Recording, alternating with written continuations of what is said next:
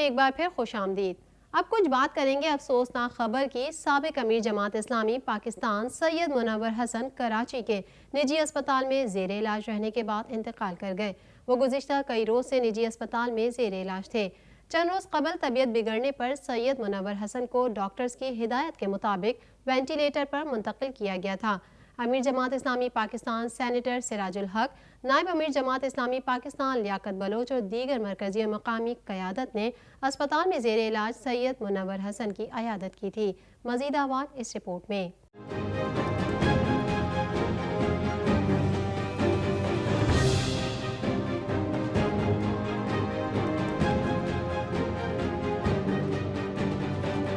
سابق امیر جماعت اسلامی پاکستان سید منور حسن کراچی کے نجی اسپتال میں زیر علاج رہنے کے بعد انتقال کر گئے۔ وہ گزشتہ کئی روز سے نجی اسپتال میں زیر علاج تھے۔ تفصیلات کے مطابق جماعت اسلامی کے سابق امیر سید منور حسن طویل علالت کے باعث کراچی کے مقامی اسپتال میں انتقال کر گئے۔ چند روز قبل طبیعت بگڑنے پر سید منور حسن کو ڈاکٹروں کی ہدایت کے مطابق وینٹیلیٹر پر منتقل کیا گیا تھا۔ امیر جماعت اسلامی پاکستان سینیٹر سراج الحق، نائب امیر جماعت اسلامی پاکستان لیاقت بلوچ اور دیگر مرکزی اور مقامی قیادت نے اسپتال میں زیر علاج سید منور حسن کی عیادت کی تھی۔ سابق امیر جماعت اسلامی سید منور حسن جماعت اسلامی پاکستان کے چوتھے امیر تھے۔ اگست 1941 میں دہلی میں پیدا ہوئے۔ تقسیم بر صغیر کے بعد ان کے خاندان نے پاکستان کو اپنے مسکن کے طور پر چنا اور کراچی منتقل ہو گئے۔ انہوں نے 1963 میں جامعہ کراچی سے سوشیولوجی میں ایم اے کیا۔ 1966 میں دوبارہ کراچی یونیورسٹی سے اسلامیات میں ایم اے کیا۔ زمانہ طالب علمی میں ہی منور حسن اپنی برجستگی اور شستہ تقریر میں مصروف ہو گئے۔ کالج میگزین کے ایڈیٹر بھی رہے۔ مہنگائی کے ستائے عوام پر پیٹرول بم گرا دیا گیا۔ وفاقی حکومت نے پیٹرول کی قیمت ریکارڈ 25 روپے 58 پیسے تک بڑھا دی، جس کے بعد ایک مرتبہ پھر پیٹرول کی قیمت سینچری کراس کر گئی۔ شبلی فراز نے وضاحت دیتے ہوئے کہا کہ عالمی منڈی میں تیل کی قیمتوں میں نمایاں اضافہ ہوا، جس کی وجہ سے ملک میں بھی قیمتیں بڑھانا پڑیں۔ اس حوالے سے مزید جانیں گے۔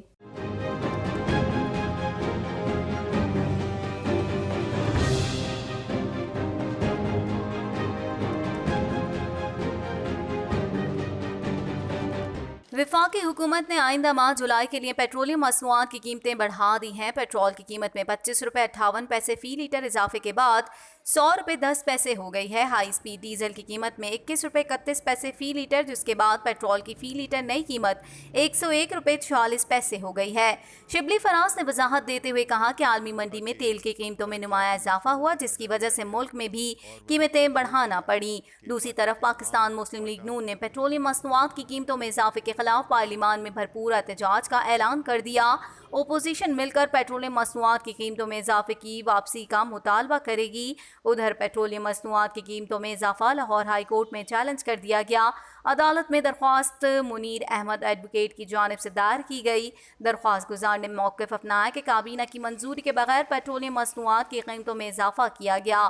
پیٹرولیم مصنوعات کی قیمتوں میں اضافے کے لیے قواعد اور ضوابط کو مد نظر نہیں رکھا گیا، جبکہ پیٹرولیم مصنوعات کی قیمتوں میں اضافے کے خلاف قرارداد پنجاب اسمبلی میں جمع کرا دی گئی۔ قرارداد رکن پنجاب اسمبلی رابعہ فاروقی نے جمع کروائی۔ قرارداد کے متن میں کہا گیا کہ وفاقی حکومت کے پیٹرولیم مصنوعات کی قیمتوں میں ہوش روبہ اضافہ ظالمانہ اقدام ہے۔ پیٹرولیم مصنوعات کی قیمتوں میں اضافے کا کوئی جواز نہیں۔ دوسری طرف پیپلز پارٹی کے چیئرمین بلاول بھٹو زرداری نے پیٹرولیم مصنوعات کی قیمتوں میں ہوش ربا اضافے کی شدید مذمت کرتے ہوئے کہا کہ پہلے پیٹرول سستا کروا کر ذخیرہ کروایا اور پھر مہنگا کر کے عمران خان نے مافیا کو فائدہ پہنچایا۔ جب پیٹرول سستا کیا تو قلت پیدا کی گئی اور کم قیمتوں کے ثمرات بھی عوام تک نہ پہنچ سکے۔ انہوں نے اس حوالے سے مزید کیا کہا، آئیے جانتے ہیں۔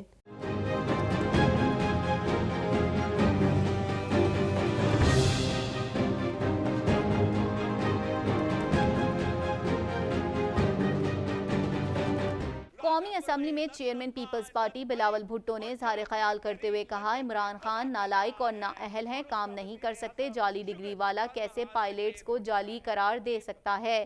پائلٹ اور سول ایوی ایشن کی عالمی سطح پر کردار کشی کی گئی۔ پائلٹ کو کورونا کے دوران زبردستی جہاز پر چڑھایا گیا۔ حکومت سمجھتی ہے کہ جس کو بھی نوکری ملتی ہے وہ سیاسی ہوتی ہے۔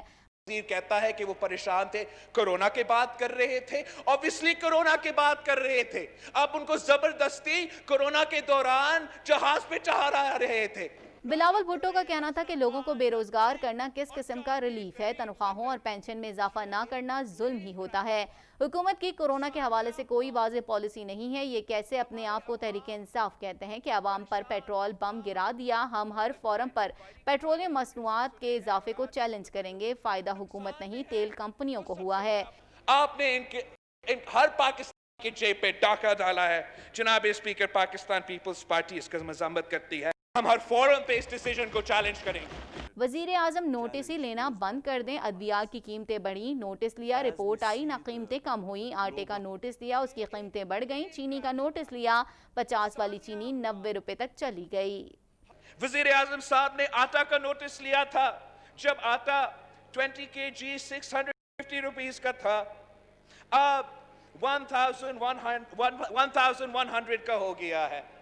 وزیر اعظم صاحب نے چینی کا نوٹس لیا تھا، چینی 50 روپیز پر kg تھا اور اب 85 اور 95 تک پہنچ گیا ہے۔ بہتر ہی ہوگا کہ ہمارا وزیر اعظم اپنے آپ کو کوارنٹینا میں رکھے، کوئی نوٹس نہ لے، کوئی تقریر نہ کرے، پہ ڈالا جاتا ہے۔ لوڈ شیڈنگ نے گرمی کے ستائے لوگوں کا جینا محال کر دیا کہ الیکٹرک نے تیل کی قلت کا بہانہ بنا کر لوڈ شیڈنگ مزید بڑھا دی۔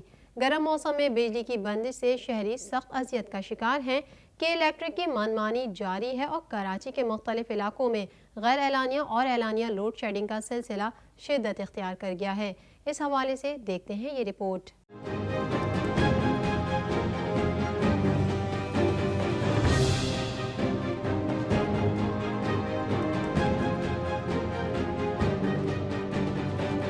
کراچی میں موسم گرما کی شدت میں کمی کے باوجود بجلی کا بحران ختم ہونے کا نام نہیں لے رہا۔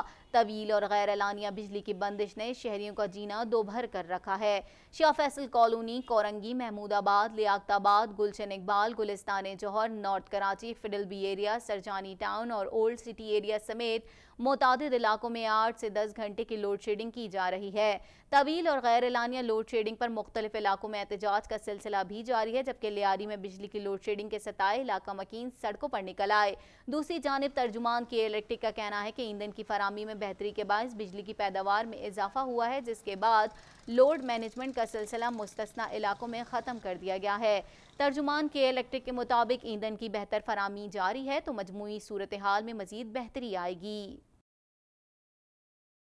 اب کاروباری دنیا سے خبر شامل کر لیتے ہیں۔ وزیر اعظم کے مشیر برائے تجارت رزاق داؤد نے کہا ہے کہ مالی سال 2019-20 میں پاکستان کی برآمدات میں 6.83% کمی ہو گئی۔ عبدالرزاق داؤد نے کہا کرونا اثرات کے باوجود یہ کمی پچھلے سال سے کم رہی، لاک ڈاؤن کے عرصے میں برآمدات اس سے بہت کم رہنے کی توقع تھی۔ مزید تفصیلات اس رپورٹ میں۔ عبدالرزاق داؤد نے کہا کہ کرونا اثرات کے باوجود یہ کمی پچھلے سال سے کم رہی، لاک ڈاؤن کے عرصے میں برآمدات اس سے بہت کم رہنے کی توقع تھی، لیکن ہم کامیابی سے واپس آئے ہیں۔ اس کارکردگی پر تمام برآمد کنندگان کو مبارکباد دیتا ہوں۔ مشیر تجارت کا کہنا تھا کہ آئندہ دنوں اور ہفتوں میں برآمدات کی بحالی اور توسیع کے سلسلے میں برآمد کنندگان سے ملاقاتیں کروں گا۔ انہوں نے مزید کہا کہ کرونا وبا کے باعث برآمدات میں گراوٹ کا جو رجحان تھا اس پر قابو پا لیا گیا ہے۔ محکمہ موسمیات موسم کی صورتحال کے بارے میں کیا خبردار کر رہے ہیں، آئیے آپ کو بتاتے ہیں۔ محکمہ موسمیات نے کراچی میں آئندہ ہفتے سے مونسون بارشوں کا امکان ظاہر کیا ہے۔ ڈائریکٹر محکمہ موسمیات کے مطابق کراچی میں مونسون بارش سے پہلے آندھی چل سکتی ہے، جس سے 50 سے 60 کلومیٹر فی گھنٹہ کی رفتار سے ہوائیں بھی چل سکتی ہیں۔ محکمہ موسمیات کے مطابق 6 جولائی کی صبح مونسون سسٹم مشرقی سندھ میں داخل ہو سکتا ہے، جس سے تھر پارکر، بدین، ٹھٹھہ، حیدرآباد اور میرپور خاص میں گرد آلود ہوا اور گرج چمک کے ساتھ بارش کا امکان ہے۔ موسم کا حال بتانے والے مزید کیا بتا رہے ہیں، آئیے جانتے ہیں۔